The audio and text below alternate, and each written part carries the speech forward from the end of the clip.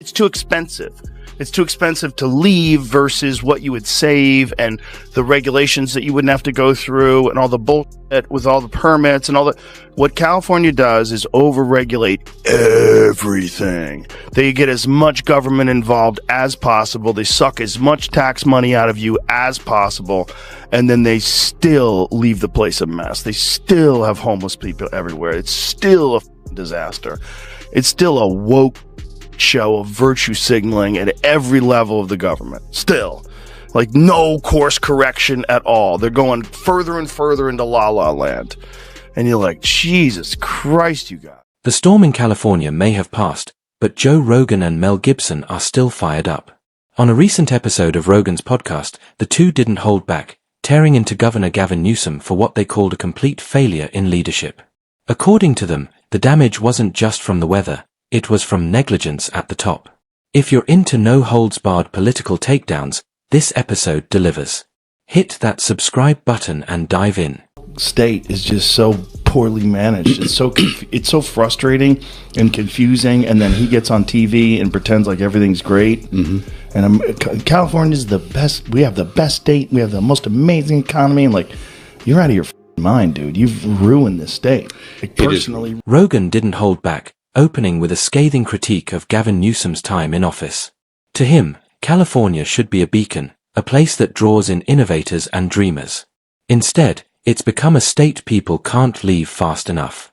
Rogan himself fled in 2020, fed up with cancel culture and what he calls a climate where one misstep can ruin your life. And that was just the opening salvo. He accused Newsom of squandering a thriving economy, turning golden opportunities into chaos with knee-jerk decisions, shallow optics, and weak leadership. Crime is surging, homelessness is everywhere, businesses are fleeing, and taxes keep climbing. In Rogan's eyes, Newsom is the face of everything wrong with progressive politics. All flash, no substance, ideology over people, and this isn't a new fight. During the pandemic, Rogan torched Newsom for crushing small businesses under a wave of confusing, inconsistent policies. No one who is alive today had ever experienced a true pandemic. And I'm hoping that now that this is over, people are going to, recognize that some serious errors were made and not repeat those. That's the best you can get out of it. So what do you tell those people? Vote Republican. Gavin Newsom's disastrous pandemic response was the tipping point for Joe Rogan, the moment he began urging people to consider backing the Republican Party. Why? Because in Rogan's view, the Democrats blew it. Brutal lockdowns devastated small businesses, triggered a mental health crisis, and did little to stop the virus. Schools stayed closed for months, robbing a generation of kids, especially the most vulnerable, of their education, despite evidence of low transmission risks. And those rigid mask mandates? Rogan dismissed them as political theater, virtue signaling dressed up as science. He didn't pull punches. Rogan blasted the left for crushing dissent, ignoring data, and treating honest debate like heresy. Newsom, he argued, inherited one of the greatest states in the nation and drove it straight into the ground, shuttering businesses, stripping freedoms, and leaving everyday Californians in the wreckage. For Rogan, the pandemic didn't just expose policy failures, it revealed rot at the heart of progressive leadership, more control, zero common sense. And he's not letting up. During the recent California wildfires, Rogan ramped up the pressure once again, holding Newsom's feet to the flames, literally and figuratively. Guy's like standing in front of all this stuff, and he's got a smile on his face, and he's talking about land use. The development plan. Watch this. Play this. I was just talking to Josh Green, the governor of down in Hawaii, who had some ideas around some land use concerns he has around speculators coming in, buying up properties, and the like. So we're already working with our legal teams to move those things forward, and we'll be presenting those in a matter of days, not just weeks. The big smile on his face. Look at the little wiggle he does with his shoulders. Speculator, watch this. Talking to Josh. Look at this. Look at this little wiggle. It's excited about the possibilities of speculators coming in. And he's saying we're move forward. We're going to move forward on that. These people lost their home. Now it's clear why Joe Rogan is urging Californians to vote Republican. To him, leadership isn't about polished photo ops or choreographed speeches. It's about showing up when it matters. And when California was in free fall, Rogan didn't see that from Gavin Newsom. He remembers Arnold Schwarzenegger stepping into chaos with no excuses and no spin, just a willingness to face problems head on. Newsom. He treated the crisis like a political game. While small businesses collapsed and families lost everything, he was spotted dining maskless at high-end restaurants, all while enforcing draconian mandates, and quietly prepping for a presidential UN.to Rogan. Newsom didn't lead, he postured. He chased headlines while everyday Californians were steamrolled by the fallout. That's why Rogan's frustration resonates. This isn't about left versus right, it's about demanding real leadership. Someone with backbone, honesty, and a sense of responsibility. Californians don't need another smooth-talking career politician. They need someone who actually gives a damn. Gavin Newsom talks about California. He's like, I'm very big on California, very bullish on California. California has all this industry. Hey, they're all thinking about moving. The only reason why they don't move is because it's too difficult to move. If it was like every business could instantly pull up roots and replace everything and have everything running in a week at the other place, they'd all be gone. Joe Rogan didn't pull any punches. He blasted Gavin Newsom, accusing him of turning California into a graveyard for small businesses. In Rogan's view, Newsom hasn't just hurt entrepreneurs, he's suffocated them. It started with Assembly Bill 5, a bureaucratic nightmare that reclassified freelancers and gig workers as employees. The result? Skyrocketing labor costs and legal chaos for small businesses trying to survive. Then came the headline-grabbing $20 minimum wage.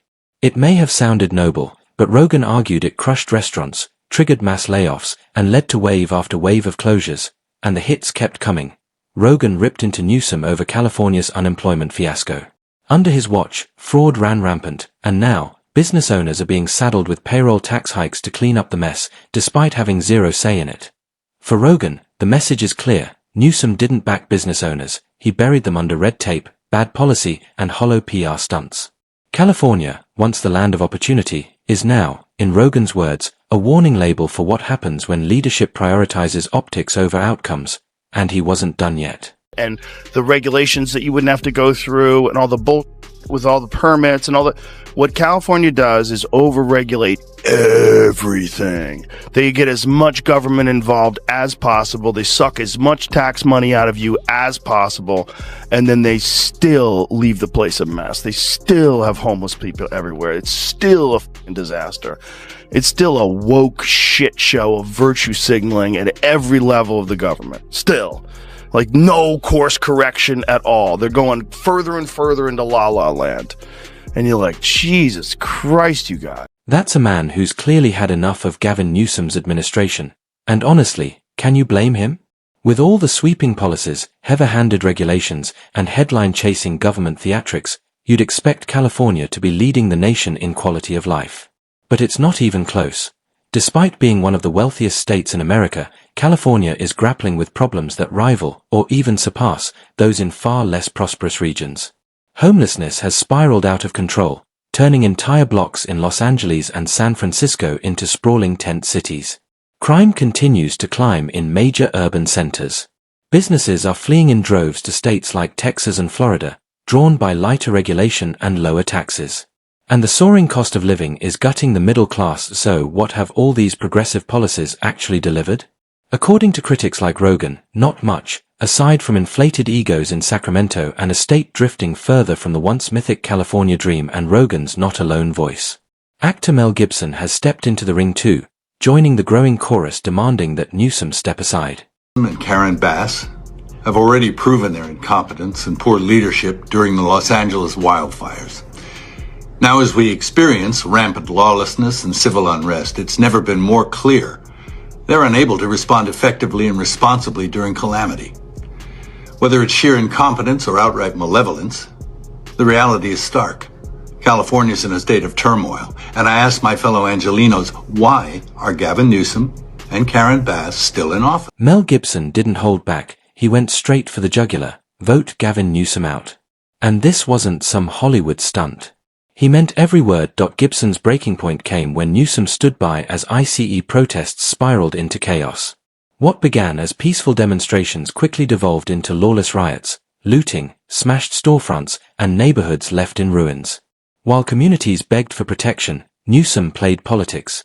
Gibson slammed him for prioritizing ideology over responsibility. Rather than deploying security to protect lives and property, Newsom aligned himself with the protest optics, and looked the other way when things turned violent. To Gibson, this wasn't just poor judgment. It was negligence, plain and simple. Californians weren't demanding a crackdown. They wanted peace, stability, and a governor who would actually show up for them. But according to Gibson, Newsom couldn't even manage that.